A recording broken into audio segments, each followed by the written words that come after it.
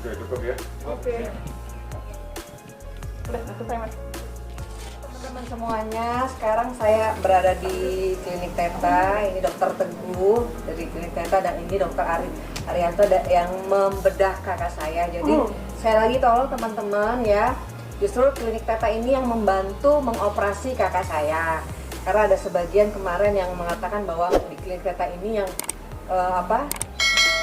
yang menyebabkan infeksi pada tensi gitu. Jadi sekali lagi mungkin awalnya waktu kakak saya itu sedang demam tinggi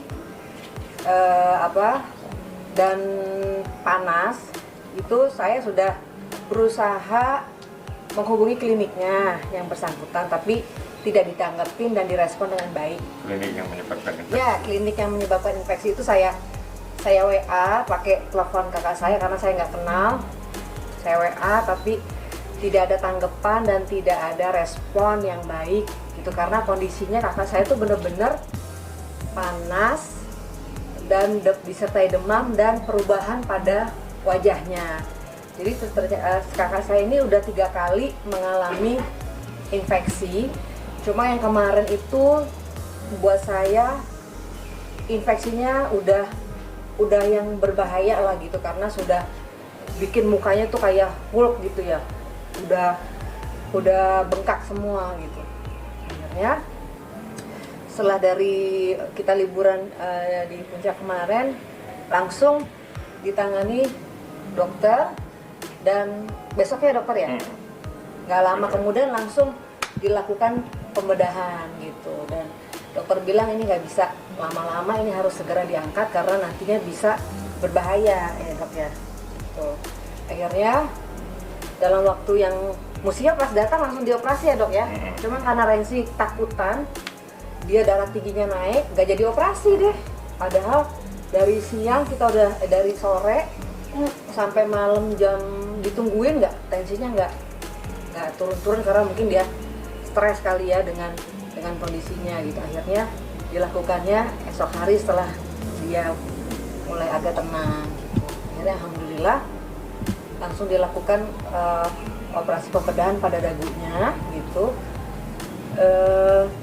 Sebenarnya sih ada 2 ya disuntikinya, di bagian bibir sama di bagian dagu.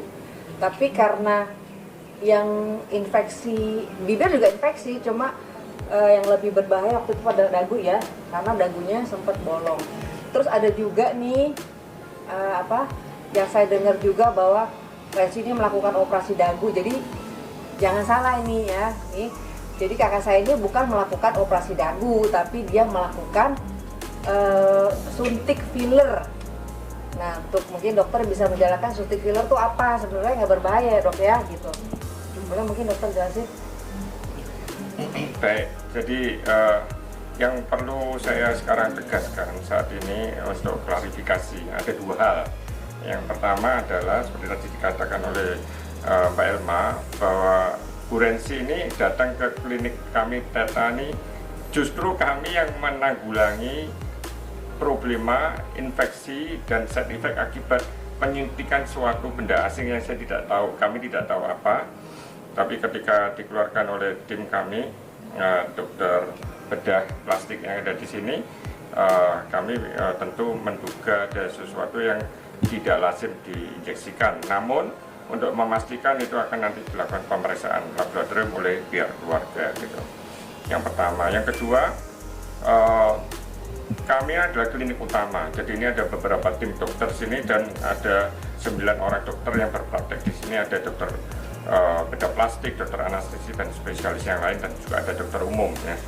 Nah, ini yang penting bahwa masyarakat harus paham bahwa sebetulnya filler itu relatif sangat aman ya. Filler yang benar ya. Jadi filler yang umum digunakan di dunia termasuk di Indonesia ini bahannya adalah yang disebut yang umum ya, adalah hyaluronic acid ya. Hyaluronic acid, asam hyaluronik. Ini adalah filler yang temporary, filler yang sementara. Biasanya 6 bulan sampai 1 tahun dia sudah terresorpsi sendiri oleh tubuh manusia. Nah, Tapi yang diimplantasikannya, diinjeksikan kepada Bu Rensi ini kami sekali lagi tidak tahu apa itu. Namun selama 2 tahun menurut ceritanya Bu Rensi, yang kalau filler temporary mesinnya sudah hilang, ya ini tidak hilang, malah mau ngeras, membatu, dan itu yang kemudian menyebabkan infeksi. Nah, oleh karena itu protokol penanggulangan infeksi tentu benda asing yang menyebabkan terjadinya infeksi itu harus dikeluarkan, dan oleh karena itu dilakukan proses mengeluarkan benda asing tersebut oleh tim dokter bedah plastik dan tim yang membackup dokter yang lain di sini, sehingga akhirnya infeksi itu bisa tertanggulangi dengan baik, ya. Dan kita lihat Bu Rensi sekarang sudah cukup baik, bisa makan dengan baik dan tidak bengkak, ya, tinggal pemulihan saja, ya, mungkin tinggal waktu beberapa hari lagi sudah bisa pulih seperti sedia kala, ya. Bibirnya aja dok belum. Bibirnya Ya, belum. jadi ini yang perlu masyarakat memahami, bahwa yang pertama, klinik Theta ini adalah klinik yang menanggulangi infeksi yang terjadi pada dagu dan rahang dari Bu Rensi. Yang kedua, filler itu sebetulnya aman asal fillernya benar.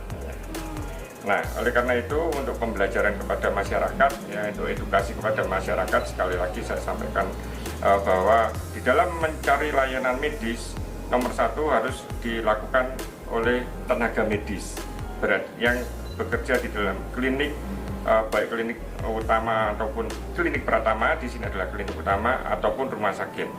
Jangan meminta layanan medis kepada non medis, ya, kepada dokter. Dan ini banyak soalnya terjadi di negara kita ini, khususnya di Jakarta, bahwa layanan-layanan medis masih dilakukan oleh non medis, ya. Yang kedua, material, teknologi, teknik, ya, dan obat yang digunakan harus yang berbasis kepada research, ya, jadi evidence based medicine, ya, sehingga terjadilah pelayanan medis yang mengutamakan patient safety.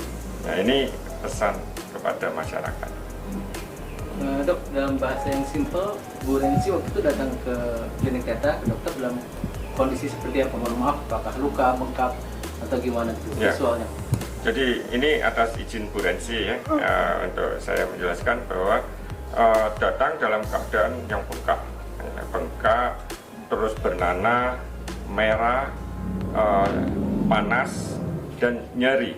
Dan ini adalah semuanya adalah tanda-tanda dari infeksi, seperti itu. Berarti nggak bisa mangap atau menelan dengan baik itu kondisinya? Ya, tentunya susah, ya. Tentunya susah untuk membuka mulut, susah untuk jangankan makan, tentu kehilangan nafsunya karena sudah demam relatif tinggi dan tidak nyaman, ya, sehingga untuk menanggulangi rasa sakitnya itu tidak mungkin terpikir untuk mempunyai nafsu makan, gitu. Jadi oleh karena itu yang terbaik adalah mengeluarkan penyebab infeksi dan menanggulangi infeksinya itu. Dan dokter bilang tadi kalau misalnya Rensi minum antibiotik nggak dikeluarin, bisa apa dok bahayanya? ya, jadi kalau dibiarkan tentu infeksinya akan menjalar, ya, akan berkepanjangan dan menjalar kemana-mana, tidak menutup kemungkinan juga sampai ke infeksi tulang tengkorak, ya. Jadi itu kemungkinan yang bisa terjadi kalau dibiarkan berkepanjangan, ya, dan lebih bisa serius lagi. Mungkin ada yang ditambahkan secara teknis, Dr. Arianto. Dr. Arianto Habibin adalah dokter bedah plastik. Ya, jadi pada saat datang ke klinik kami, kondisi Bu Rensi itu seperti yang tadi disampaikan oleh Dr. Teguh. Jadi upaya yang kami lakukan utamanya tentunya mengatasi sumber dari peradangan yang diakibatkan oleh infeksi tadi. Sumbernya harus diangkat, itu terapi kausa namanya, ya, kalau di dunia kedokteran. Penyebabnya harus diangkat dan dibuang sehingga peradangan atau infeksi yang terjadi itu teratasi tuntas. Ya, jadi kalau kita lihat riwayatnya, beliau ini sudah mengalami bengkak, nyeri, bernanah itu sebelum ke klinik Teta ini udah berapa kali ya? 2 kali ya, 3 kali ya. Itu minum antibiotik, minum obat sembuh, tapi ya karena penyebabnya nggak diangkat, terjadi lagi. Kami di sini menanggulangi dengan holistik, jadi kita angkat penyebabnya sehingga harapan kami ke depannya tidak terjadi lagi. Dan seperti tadi yang disampaikan oleh Dr. Teguh, kami juga punya kewajiban untuk melakukan pendidikan ke masyarakat supaya hal seperti ini jangan sampai terjadi lagi. Ya, demikian Dok, terima kasih. Nah, Kak Elma, hubungannya dengan klinik sebelumnya gimana Kak? Pasti ada komplain gitu kan ini? Sebenarnya saya belum pernah ke sana ya, belum pernah datang ke sana. Dan waktu itu pas Rensi itu lagi menggigilnya itu sampai panas demam, aku kan panik ya, mesti kayak gimana nih ya. Jadi aku langsung minta handphonenya Rensi, handphonenya mana gitu kan. Ya udah saya aja yang telepon kliniknya gitu kan. Ya udah dia cuma ngasih handphone, terus ngasih nomor handphone yang kliniknya tersebut. Udah saya hubungin gitu loh. Terus karena dia udah memang benar-benar nggak bisa ngomong gitu. Ya udah saya WA gitu kan. Saya bilang ini Rensi adiknya, ini Elma adiknya Rensi. Ini kakak saya lagi demam tinggi, badannya menggigil dan bengkak semua ini gitu. Ini harus bagaimana ya gitu. Terus ya saya nunggu jawaban gitu kan, sampai malam, sampai besoknya juga nggak ada jawaban. Aku pikir kok ini santai-santai aja ya gitu kan, kok ini santai-santai aja, nggak bisa deh kayak gini. Ya udah, terus Virus sama Sony juga kan kita semua panik lah gitu, karena yang bikin kita panik tuh mukanya dia tuh berubah kayak monster gitu kan, semuanya tuh kayak digigit tawon lah gitu, semuanya bengkak gitu kan. Ya udah, terus akhirnya Virus nelfon Dokter Teguh, saya juga menghubungi klinik tersebut gitu kan. Aduh, gimana nih yang pertama yang mesti kita lakukan? Ya udah, cari obat penurun panas gitu kan. Kita cari obat demam, udah sempat turun ya panasnya ya, cuma mukanya nggak turun gitu kan. Terus kita harus nyari antibiotik keliling puncak yang sesuai dengan maunya dokter kan, agak susah gitu kan, keliling, akhirnya baru dapat agak malam ya, baru dapat di situ. Akhirnya kita juga nggak lama-lama di puncak, ya udah langsung deh pulang dari puncak tuh langsung ke sini ya Dok ya, langsung itu karena Virus udah marah-marah gitu kan, udah kesel karena ini gimana sih kok kliniknya nggak ada tanggapan gitu kan. Coba ke Elma, klinik yang sebelumnya ya, klinik sebelumnya ya, aku telepon juga dia nggak angkat, aku WA, sebenarnya dibaca nggak sih? Nggak dibaca ya mungkin. Terus aku telepon gitu kan berkali-kali nggak diangkat juga. Aku bilang wah ini kayaknya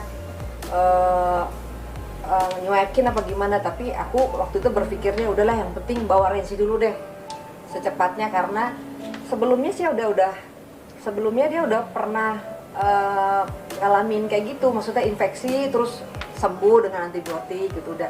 Tapi kali ini karena memang bener-bener disertai perubahan wajah, itu udah nggak usah lama-lama lagi. Udah si Virus bilang udah besok kita pulang langsung ke Dokter Teguh aja langsung ini gitu.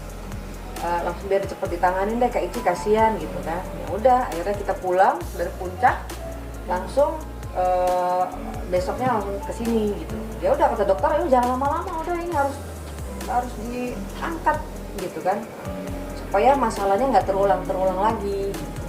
Ya udah, jadi sekarang ini kita lagi menunggu itikat baik dari klinik tersebut ya gitu. Makanya saya kesel, akhirnya saya kalau kosmetik, obat-obatan atau kosmetik obat itu registrasinya dilakukan oleh Badan POM. Ya, jadi artinya masyarakat harus paham bahwa ini aman filler ini ya, sepanjang menggunakan bahan atau material yang direkomendasikan oleh Kementerian Kesehatan. Nah, kalau bahan yang menyimpang dari itu tentunya ya bisa berisiko untuk memberikan komplikasi yang tidak diinginkan. Jadi buat semua teman-teman, kasus kakak saya ini dijadikan pelajarannya untuk wanita-wanita di luar sana yang kepengen cantik. Jadi harus benar-benar memilih klinik yang benar, apakah benar-benar dokternya benar yang tadi ya kan Dok, terus berpengalaman. Jangan asal-asal ke tempat klinik yang murah, yang banyak promosi tapi hasilnya nggak bagus gitu. Tapi sebenarnya sih sekeliling kakak saya masih oke juga sih sebenarnya ya. Tapi untuk kesalahan manusianya aja kali ya. Jadi ini buat pengalaman aja, dijadikan pengalaman untuk teman-teman di sana yang kepengen cantik. Tadi dokter bilang filler itu tidak berbahaya ya, karena sifatnya tidak permanen. Jadi boleh-boleh aja asalkan memang bahannya itu sesuai dengan standar yang memang cocok untuk manusia. Udah gitu aja ya teman-teman. Makasih banyak. Oke.